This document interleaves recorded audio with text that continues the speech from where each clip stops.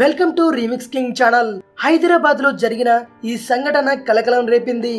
7 నెలల పాప ప్రెగ్నెంట్ అయ్యిందంటే వినడానికి వింతగా ఉన్న ఈ సంఘటన వివరాలు ఇలా ఉన్నాయి.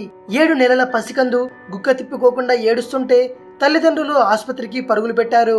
ఆ పసికందును పరీక్షించిన వైద్యులు పాప కడుపులో మరో శిశువు ఉందని తేల్చారు.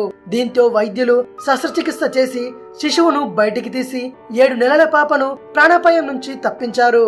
హైదరాబాద్ విద్యానగర్ లోని నియో బీబీసీ చిల్డ్రన్ ఆసుపత్రిలో ఈ అరుదైన శస్త్రచికిత్స జరిగింది. నిజామాబాద్ జిల్లాకు చెందిన రాజ్ కుమార్ సౌమ్య దంపతులకు రెండో సంతానంగా కూతురు జన్మించింది. ఈ చిన్నారికి మెర్సీ అని నామకరణం చేశారు. వీరిద్దరూ ఉద్యోగస్తులు కావడంతో మెర్సీ నానమ్మ సంరక్షణలో ఉంటోంది.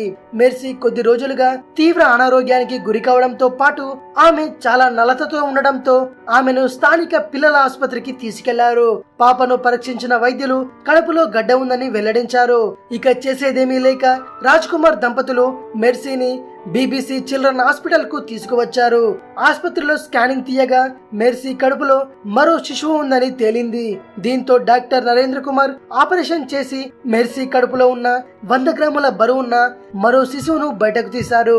ఈ శిశువుకు తల, కాళ్ళు, చేతులు, నడుము, పిరుదులు ఉన్నాయని, అయితే పూర్తి స్థాయిలో తయారు కాలేదని వైద్యులు తెలిపారు.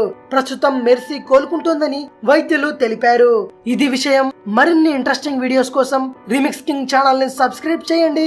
మరో వీడియోతో మీ ముందుకు వస్తాను. అంతవరకు సెలవు.